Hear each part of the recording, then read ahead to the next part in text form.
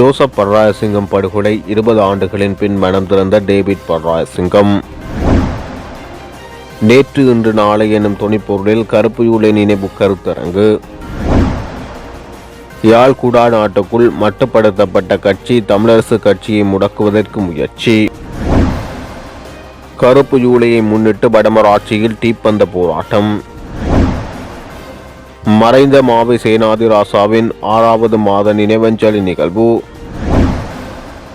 யாழில் முறையற்ற கழிவகற்றல் விடுக்கப்பட்டுள்ள எச்சரிக்கை. அதிரடியாக கைது செய்யப்பட்ட இனிய பாரதியின் மற்றுமொரு சகா. ரணில் விக்ரமசிங்கவின் பொருளாதார அரசியல் கொள்கையை அரசாங்கம் பின்பற்றுகிறது, நாமல் ராஜபக்ச குற்றச்சாட்டு. எனது தந்தையின் படுகொலை சம்பவத்தில் பிள்ளையான் ஒரு துருப்பு மாத்திரமே. கருணாதான் அந்த காலத்தில் தமிழ் மக்கள் விடுதலை புலிகள் இயக்கத்துக்கு முக்கிய பொறுப்பாக இருந்தவர். ஆனால் யாருமே அவரை பற்றி பேசுவதில்லை என டேவிட் பர்ராயசிங்கம் தெரிவித்துள்ளார். தனியார் ஊடகம் ஒன்றினுடைய நேர்காணல் நிகழ்ச்சியில் கலந்து கொண்டு கருத்து தெரிவிக்கும் போது அவர் இதனை தெரிவித்துள்ளார். கருணா இல்லாமல் பிள்ளையானால் ஒன்றும் செய்திருக்க முடியாது. வடக்கு மாகாணத்தையும் கிழக்கு மாகாணத்தையும் பிரிப்பதற்கு தனது தந்தையிடம் அணுகியிருந்த நிலையில் அவர் அதனை மறுத்ததன் காரணமாகவே இந்த படுகொலை இடம்பெற்றுள்ளது. இறுதி வரை உண்மையான குற்றவாளியை நிறுத்துவார்கள் என்று நான் நம்பவில்லை என அவர் தெரிவித்துள்ளார். கமத்தொழில் அமைச்சர் லால்காந்த பிரபல கோடீஸ்வர வர்த்தகர் டட்லி சிறிசேன தொடர்பான தனது கடுமையான நிலைப்பாட்டை மாற்றிக்கொள்ளும் நிலைக்கு தள்ளப்பட்டுள்ளார். இலங்கையின் முக்கிய குளங்களை ஆக்கிரமித்து கட்டப்பட்டிருக்கும் அனைத்து கட்டிடங்களையும் அகற்ற நீர்ப்பாசன திணைக்களம் அண்மையில் தீர்மானித்திருந்தது. இதன்போது புலனறுவை பராக்கிரம சமுத்திர குளத்தின் கரையோரத்தை ஆக்கிரமித்து நிர்மாணிக்கப்பட்டுள்ள டட்லி சிறிசேனவின் சுது அரடிய ஹோட்டலும் அகற்றப்படுமா என்று அமைச்சரவையில் செய்தியாளர்கள் அமைச்சர் லால்காந்தவிடம் வினா தொடுத்தனர். இதற்கு பதிலளித்த அவர், டட்லி மட்டுமல்ல, எந்த கும்பனாக இருந்தாலும் சட்டவிரோதமாக நிர்மாணிக்கப்பட்டுள்ள கட்டடங்கள் நிச்சயமாக அகற்றப்படும் என உறுதிபட தெரிவித்தார். எனினும் மேற்குறித்த கூட்டை தற்போதைக்கு மீளப்பெற்றுள்ள அமைச்சர் லால்காந்த டட்லி சிறிசேன குளத்தை ஆக்கிரமிக்கவில்லை என்றும் அவரது ஹோட்டலை இடிக்க முடியாது என்றும் தற்போது தெரிவித்துள்ளார். இதற்கு பதிலாக டட்லியின் ஹோட்டல் எல்லை வேலி மட்டுமே அகற்றப்படும் என்றும் அவர் தெரிவித்துள்ளார். தனது முன்னைய கடுமையான நிலைப்பாட்டை மாற்றிக்கொண்டு நழுவி செல்ல முற்படும் லால்காந்த வர்த்தகர் டட்லியிடம் சரணாகதி அடைந்து விட்டதாக சமூக தலைவர் வலைத்தளங்களில் கடுமையான விமர்சனங்கள் முன்வைக்கப்பட்டு வருகின்றமை குறிப்பிடத்தக்கது.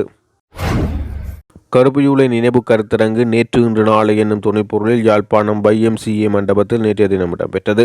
1983 ஆண்டு ஜூலை மாதம் 23ஆம் தேதி முதல் ஒரு வார காலம் இலங்கையில் இடம்பெற்ற படுகொலை தாக்குதல்களில் பலியான உறவுகள் நினைவாக குறித்த கருத்தரங்கு இடம்பெற்றது.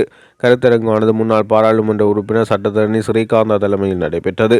இந்த பகிரங்க அரசியல் கருத்தரங்கில் பாராளுமன்ற உறுப்பினர்களான கஜேந்திரகுமார் பொன்னம்பலம், சிவஞானம் ஸ்ரீதரன், முன்னாள் பாராளுமன்ற உறுப்பினர் கஜேந்திரன், வடக்கு மாகாண சபையின் முன்னாள் அமைச்சர் ஐங்கரநேசன், சட்டத்தரணி குகனேஸ்வரன், சமூக அரசியல் செயற்பாட்டாளர் சிவமோகன் என பலர் கலந்து கொண்டனர். அதேபோல 1985ஆம் ஆண்டு அனிதா பிரதாப் அவர்களுக்கு தலைவர் பிரபாகரன் அவர்கள் கொடுத்த செவி, நாங்கள் ஆயுதங்களை விரும்பி தூக்கவில்லை, எங்கள் மீது ஆயுதங்கள் திணிக்கப்பட்டது, அதனால்தான் எங்கள் மக்களினுடைய பாதுகாப்பு கருதி நாங்கள் ஆயுதங்களை ஏந்த வேண்டி நிர்பந்திக்கப்பட்டோம்.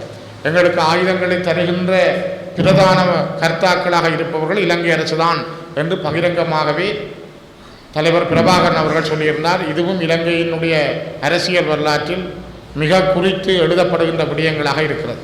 அதே போல 48ஆம் ஆண்டு இலங்கை தமிழரசு கட்சியை தொடங்கி 49ஆம் ஆண்டு எழுதுவிஞர் சங்கத்திலே உரையாற்றுகிற பொழுது தந்தை செல்வா அவர்கள் சொன்ன வசனம், நாங்கள் ஒரு இறமையுள்ள இனம், எங்களுடைய இறமையை நாங்கள் இழந்திருக்கிறோம், நாங்கள் எங்களுடைய இறமையை பெறுவதற்காகத்தான் நாங்கள் அறநிலையிலே இந்த போராட்ட களத்தை திறக்கிறோம்.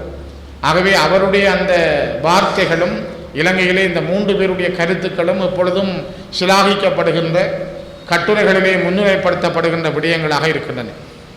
மலர்கின்ற தமிழீழத்தை நான் பார்க்க ஆசைப்படுகிறேன், என்னுடைய கண்கள் அதை பார்க்க வேண்டும் என்று சொன்ன காரணத்திற்காகத்தான் அண்ணன் தங்கத்துரை அவர்களுடைய கண்களை தோண்டி எடுத்தார்கள்.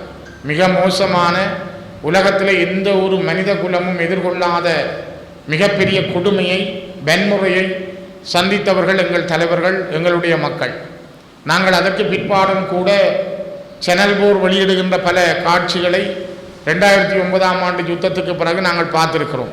எங்களுடைய சகோதரிகள் எத்தனை பேர் சகோதரர்கள் நிர்வாணமாக்கப்பட்டு அழைத்து செல்லப்பட்டு கண்கள் கட்டப்பட்ட நிலையில் நிர்வாணமாக சுட்டு கொல்லப்படுகிற காட்சிகளை உலகத்தினுடைய கண்கள் மனச்சாட்சிகளுக்கு முன்னால் வைத்திருக்கிறது. குட்டிமணி, தங்கத்துரை இவர்களுடைய காலம் வெளியிலே தெரியாது. ஆனால் அதே போல படுகொலைகளை 2009 நாங்கள் சந்தித்தவர்கள்.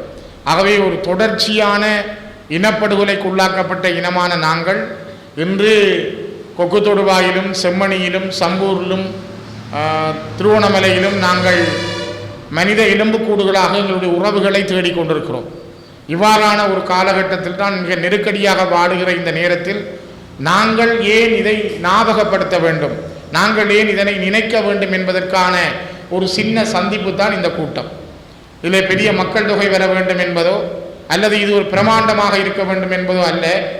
இந்த விடயம் எங்களுடைய அடுத்த தலைமுறையிடம் கொண்டு செல்லப்பட வேண்டும்.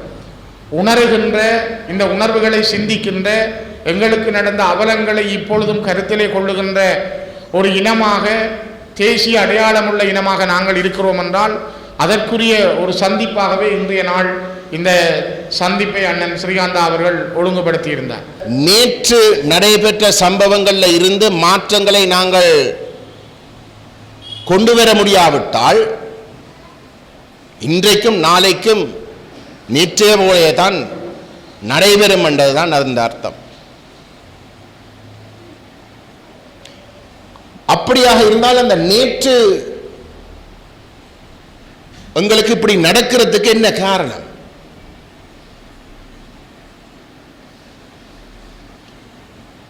இந்த 83 கலவரத்திலே டெலோ அமைப்பினுடைய முக்கியமான தலைவர்கள் குற்றவாளிகளாக நீதிமன்றத்தால் தீர்ப்பு வழங்கப்பட்டு அந்த நீதிமன்றத்திலே அவர்கள் வழங்கின அவர்களுடைய டாக் ஸ்டேட்மெண்ட்ஸ், அவர்களுடைய இந்த கூட்டு வாக்குமூலத்தை படிக்கின்ற பொழுது அவர்கள் தெளிவாக சொல்லுகிறார்கள், இலங்கையுடைய கட்டமைப்பு தங்களுக்கு நீதியை வழங்கப் போவதில்லை என்று, தங்களுக்கு என்ன நடக்கப் போகிறது என்பதை தாங்கள் தெளிவாக விளங்கி கொண்டுதான் அதில் பேசுகிறார்கள். அதனுடைய விளைவுகளையும் தாங்கள் ஏற்றுக்கொள்வதற்கும் தயாராக இருக்கிறோம். அது தங்களுக்கு ஒரு பெரிய சுமை அல்ல. ஏனென்றால் அவர்களுக்கு ஒரு நம்பிக்கை இருந்தது. தாங்கள் உறுதியாக இன்றைக்கு இந்த கொள்கைக்காக நின்று அதனாலே அந்த அடக்குமுறைக்கு உள்ளாக்குகின்றவர்களுடைய நீதிமன்றத்தாலே அந்த தண்டனையை தாங்கள் அனுபவித்தாலும் கூட அவர்களுக்கு ஒரு நம்பிக்கை இருந்தது, தங்களுடைய அந்த அனுபவத்தாலே எங்களுடைய மக்கள் எதிர்காலத்திலேயாவது தாங்கள் முகம் கொடுத்த அந்த தியாகத்தை சரியாக விளங்கிக் கொண்டு நாங்கள் எங்களுடைய எதிர்காலத்தை சரியாக காய் நகர்த்துவோம் என்று. யாழ்குடா நாட்டுக்குள் மட்டுப்படுத்தப்பட்ட கட்சி தமிழரசு கட்சியை முடக்குவதற்கு முயற்சி செய்கிறார்கள் என மட்டக்களப்பு மாவட்ட பாராளுமன்ற உறுப்பினர் சாணக்கியன் ராசமாணிக்கம் தெரிவித்துள்ளார். கருப்பு யூலை நினைவேந்த நிகழ்வு சந்திவெளி விளையாட்டு மைதானத்தில் நேற்று இடம்பெற்ற போது அவர் இவ்வாறு தெரிவித்தார். இந்த 83ஆம் ஆண்டு நடந்த கலவரமாக இருக்கட்டும், இல்லாட்டி 56ஆம் ஆண்டு நடந்த கலவரமாக இருக்கட்டும், 2009ஆம் ஆண்டு நடந்த எங்களுடைய இறுதி போராட்டத்தில் நடந்த இனாலிப்பாக இருக்கட்டும், எந்த ஒரு விடயத்துக்கும் மாறி மாறி ஆட்சி செய்த அந்த கட்சிகளை சேர்ந்தவர்கள் ஒழுங்கான விசாரணைகள் செய்ய மாட்டார்கள் என்ற ஒரு எண்ணம் மக்களுடைய மனதிலே இருந்தது. அதனாலதான் என்னை பொறுத்தளவிலே கடந்த பாராளுமன்ற தேர்தலிலே சில நேரங்களிலே தேசிய மக்கள் சக்திக்கு எங்களுடைய மக்களும் வாக்களித்திருக்கலாம். ஆனால் ஜனாதிபதி தேர்தல் முடிந்து ஒரு வருடம் கூட ஆகவில்லை, பாராளுமன்ற தேர்தல் முடிந்து ஒரு 8-9 மாதங்கள் கூட ஆகவில்லை. ஆனால் தேசிய மக்கள் சக்திக்கு தமிழ் மக்களுக்கு எதிராக நடந்த இந்த வன்முறைகள், கொடுமைகளுக்கான விசாரணைகளை முறையாக செய்வதற்கு, இல்லாட்டி தமிழ் மக்கள் இந்த நீதி வேணும் என்று சொல்ற விடயத்துக்கு நீதியை வழங்குவதற்கு கிடைத்திருக்கிற முதலாவது சந்தர்ப்பத்தை கூட அவர்கள் தமிழ் மக்களுக்கு சார்பாக பயன்படுத்த தவறியிருக்கிறார்கள். அண்மையிலே இந்த நாட்டுக்கு வந்த ஐநா மனித உரிமை ஆணையாளர், அவரிடம் தமிழ் தரப்பு நாங்கள் சர்வதேச விசாரணை வேண்டும், இந்த அரசாங்கம் சர்வதேச விசாரணைக்கு ஒத்துழைப்பு வழங்க வேண்டும், அரசாங்கம் சர்வதேச மேல்பார்வைக்காவது இணங்க வேண்டும் என்று சொன்ன பொழுது இந்த அரசாங்கமும் இல்லை, நாங்கள் ஒரு உள்நாட்டு பொறிமுறையினூடாக மாத்திரம்தான் தமிழ் மக்களுக்கான நீதி என்ற விடயத்தை நாங்கள் கையாள யோசிக்கின்றோம் என்றதை தெளிவாக சொல்லியிருக்கிறார்கள். அதாவது ரணில் விக்ரமசிங்க சொன்ன truth commission, TRC, truth and reconciliation commission, இந்த டிஆர்சி என்ற விடயத்தை தான் விஜித வேகராத் அவர்கள், என்பிபி அரசாங்கம் தமிழ் மக்களுக்கு எதிராக நடந்த இந்த வன்முறைகளுக்கான நீதியை பெற்றுத் தருவதற்கான பொறிமுறையாக விஜிதேராத் அவர்களும் இந்த டிஆர்சி என்றதை தான் சொல்லியிருக்கின்றார். டிஆர்சி என்று சொல்லி சொன்னால் அந்த டிஆர்சிக்குள்ளே ஒரு நீதிமன்ற பொறிமுறை இல்லாத ஒரு டிஆர்சி ஒன்றை தான் இவர்கள் முன்மொழிகிறார்கள். அப்படி பார்த்தால் இந்த என்பிபி அரசாங்கத்தினூடாகவும் தமிழ் மக்களுக்கு எந்த ஒரு நீதியும் கிடைக்கப் போவதில்லை என்றது தற்பொழுது உறுதியாக தெரிகின்றது. ஏனென்றால் தமிழ் மக்களுக்கு நீதி கொடுக்க வேண்டும், அதிலேயும் என்பிபி அரசாங்கத்துக்கு எந்த தொடர்பும் இல்லாத காலப்பகுதியில் நடந்த வன்முறைகள், குற்றவாளிகளாக தண்டிக்கப்பட போற அரசியல் தலைவர்கள் எவருமே ஜேவிபியை சேர்ந்தவராக இருக்க மாட்டார்கள். அப்படி இருந்தும் அவர்கள் நீதி தருவதற்கு மறுக்கிறார்கள் என்று சொல்லி சொன்னால், அவர்கள் இந்த பேரினவாத சமூகத்தை சேர்ந்த பேரினவாத சக்திகளை சேர்ந்த அவர்களும் அவருடைய சமூகத்தை, அவருடைய இனத்தை பாதுகாக்க வேண்டும் என்றதிலே தான் மிக உறுதியாக இருக்கின்றார்கள். இதிலே எங்களுடைய சிறுநேசன் சார் அவர்கள் பேசும் பொழுது தமிழரசு கட்சிக்குள்ளே இந்த குழப்பங்களை பற்றி சொல்லியிருந்தார்.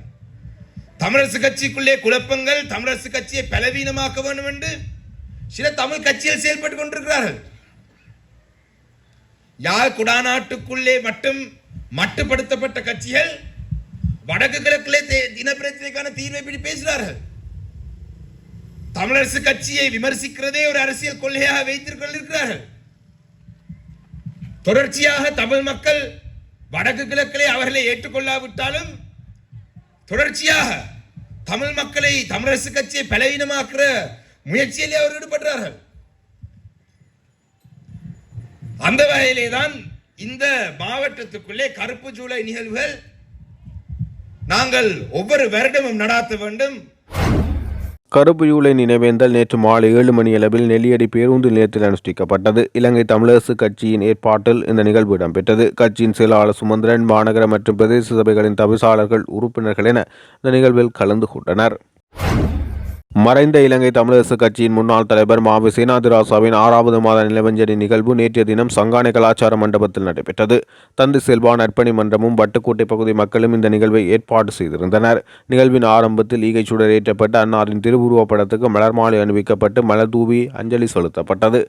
இதன் பின்னர் அதனைத் தொடர்ந்து நினைவு பேருரைகள் ஆற்றப்பட்டது. பின்னர் குடும்பத்தினருக்கான நினைவு சின்னம் வழங்கி வைக்கப்பட்டதுடன் மாணவர்களுக்கான கற்றல் உபகரணங்களும் வழங்கி வைக்கப்பட்டது.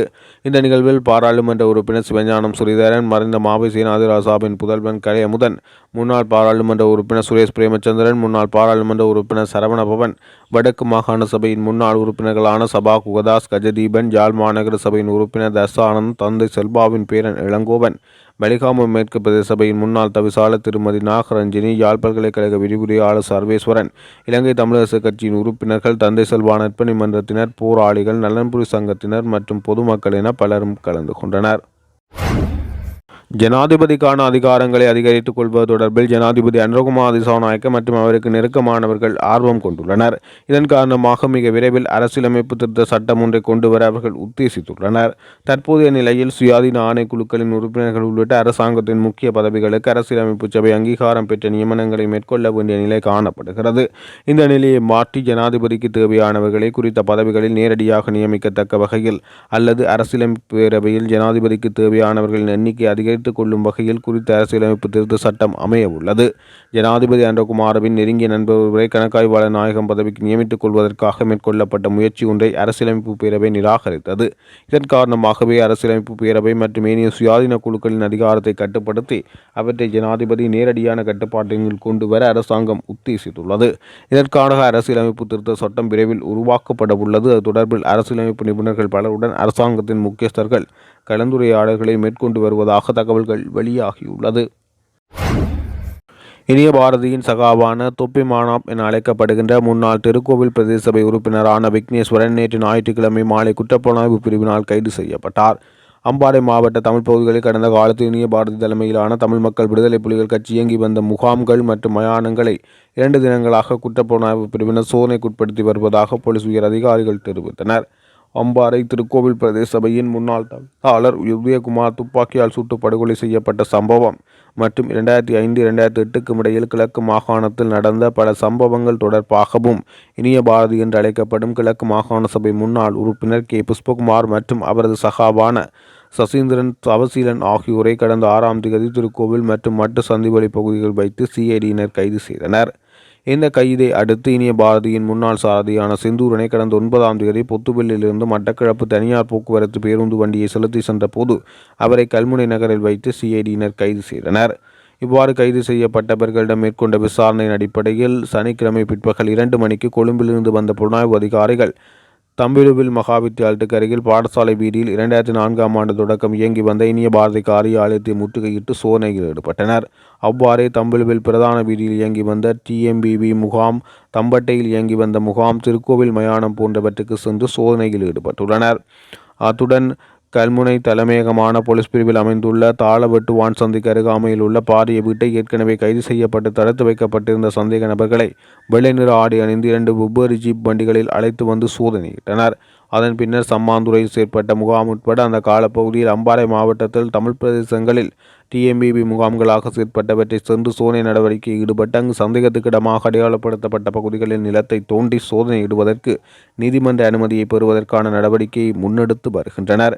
இந்த நிலையில் தமிழ் மக்கள் விடுதலை புலிகள் கட்சியைச் சேர்ந்த இனிய பாரதியின் மற்றொரு சகாவான திருக்கோவில் விநாயகபுரத்தைச் சேர்ந்த முன்னாள் பிரதேச சபை உறுப்பினரான தொப்பி மனாப் என்று அழைக்கப்படும் சின்னத்தம்பி விக்னேஸ்வரன் அவரது வீட்டில் வைத்து நேற்று மாலை 3 மணியளவில் கைது செய்யப்பட்டு கொழும்பில் விசாரணைக்காக அழைத்து செல்லப்பட்டுள்ளார். முன்னாள் ஜனாதிபதி ரணில் விக்ரமசிங்கவின் பொருளாதார மற்றும் அரசியல் கொள்கையை அரசாங்கம் பின்பற்றுகிறது. கல்வி மறுசீரமைப்பு அமல்படுத்த வேண்டும். ஆயின் முதலில் மக்கள் விடுதலை முன்னணியின் ஆசிரியர் சங்கங்கள், பல்கலைக்கழக மாணவர் சங்கங்கள் நீக்கப்பட வேண்டும் என ஸ்ரீலங்கா பொதுஜன பெரமுனவின் தேசிய அமைப்பாளரும் பாராளுமன்ற உறுப்பினருமான நாமல் ராஜபக்ச தெரிவித்துள்ளார். பொருளாதார முயற்சிக்காக இந்த அரசாங்கம் இதுவரை முறையான திட்டங்களை செயற்படுத்தவில்லை. முன்னாள் ஜனாதிபதி ரணில் விக்ரமசிங்க பௌத்த பொருளாதார கொள்கைகளையே முழுமையாக செயற்படுத்துகிறது. உத்தேச கல்வி மறுசீரமைப்பு பற்றி பேசப்படுகிறது. முன்னாள் ஜனாதிபதி ரணில் விக்ரமசிங்க தயாரித்த கல்விக் கொள்கையை இந்த அரசாங்கம் செயற்படுத்த முயற்சிக்கின்றது. திட்டத்தின் உள்ளடக்கத்தில் பெயர்கள் மாத்திரமே மாற்றியமைக்கப்பட்டுள்ளது. கல்வித்துறையில் உண்மையில் மாற்றம் ஏற்படுத்த வேண்டுமாயின் மக்கள் விடுதலை முன்னணியின் ஆசிரியர் சங்கங்கள், பல்கலைக்கழக மாணவர் சங்கங்கள் முதலில் நீக்கப்பட வேண்டும். ஏனெனில் மக்கள் விடுதலை முன்னணியின் பல்கலைக்கழக மாணவர் சங்கங்கள் தான் பகடிவதை கலாச்சாரத்தை அறிமுகப்படுத்தியது. இன்றும் அது செயற்படுத்தப்படுகிறது. ஆகவே சிறந்த கல்வி மறுசீரமைப்புக்கு அரசாங்கம் இவ்விரு விடயங்களையும் செயற்படுத்த வேண்டும். நவீன உலகுக்கு பொருத்தமான வகையில் கல்வி மறுசீரமைப்பு செயற்படுத்த வேண்டும் என்பதில் எவ்வித மாற்றமும் இல்லை. கல்வி மறுசீரமைப்பு என்று குறிப்பிட்டு கொண்டு தேசிய மக்கள் சக்தியின் அரசியல் கொள்கையை கல்வி மறுசீரமைப்பில் உள்ளடக்க இடமளிக்க முடியாது என தெரிவித்துள்ளார்.